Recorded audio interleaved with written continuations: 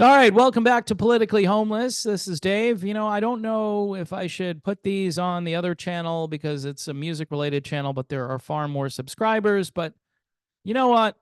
Politically Homeless is feeling a little bit lonely here. So, 28-year-old former UConn basketball player died suddenly. So, not only am I politically homeless, but I'm medically homeless. Tragedy struck the UConn men's basketball program this week. What, did they pull the plug on the program? Nope.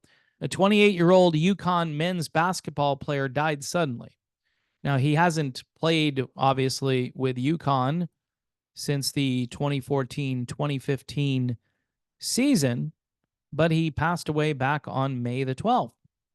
An online obituary announced the tragic news. All who knew Rakeem knew he loved his children and prided himself in being a great father. So he was a dad. Rakeem had a great passion for basketball where he achieved many accolades, to include the 2014 MVP of Georgia North-South All-Star Game, 2014 Georgia Sports Writers 3A Player of the Year, first team All-State, and first team. Now, when I read these, right, they spend the entire time talking about the person's achievements in their life. But why do they not ever talk about what caused him to die? They don't. I mean, you could say all these nice things and go back and look at all of this guy's achievements in life. He's a great basketball player, obviously. Um, so this is all in his obituary. 20 points per game during his career at Gadsden City. Full scholarship to UConn. UConn is not cheap, so that's a big chunk of change. In 2020, Rakeem found true love in Bria Burton, and they were later joined in holy matrimony on December 13th, 2021. I wonder if that's the same year he decided to take the safe and effective product. But of course, we don't know. I had one guy on here say, you do all of these evidence free, videos about this particular issue. You know what?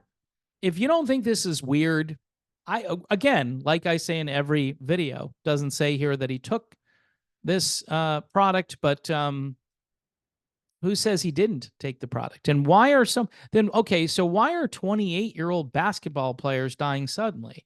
Can you answer that one for me? Some sad news this morning. Former UConn forward Rakeem Lubin, who played for the Huskies during the 2014-15 season, has passed away. He was 28. He lived a long life to age 28. All right. I can only do this. I mean, you can do this over and over again.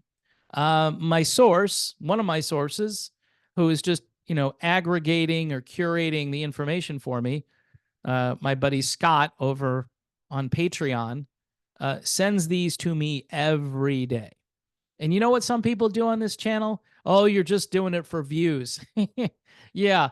The last time I did this, I think I got like 58 views. Okay. So not working for the views. What we need to be working on, though, is stopping this from continuing. But the people who've already done this, I would be nervous.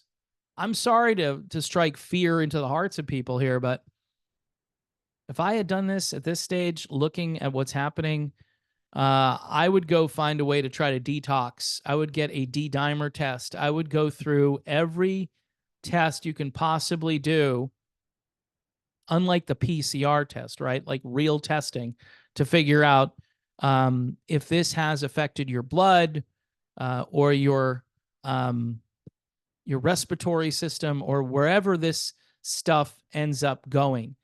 You need to definitely look into it. So every single day, and people for the most part don't care, or it's getting old. Yeah, tell us something new that we don't already know, Dave.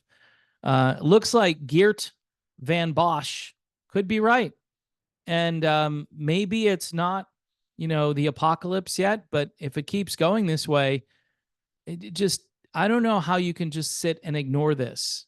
And I'm talking about the regular media, which never reports on anything but all of the accomplishments of the person who's just died.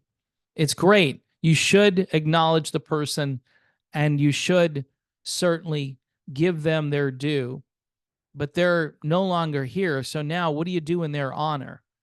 Do you get to the bottom of this or do you wait for the next one to happen? Right now, we're just waiting for the next one to happen.